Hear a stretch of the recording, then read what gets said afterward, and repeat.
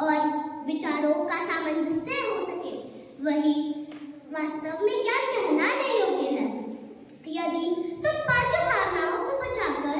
उसके अनुसार ही अपना जीवन व चरित्र गठित करो, तो तुम्हारा ज्ञान उस मनुष्य से भी अधिक होगा जिसने पूरे पुस्तकालय को कंठस्थ कर लिया है।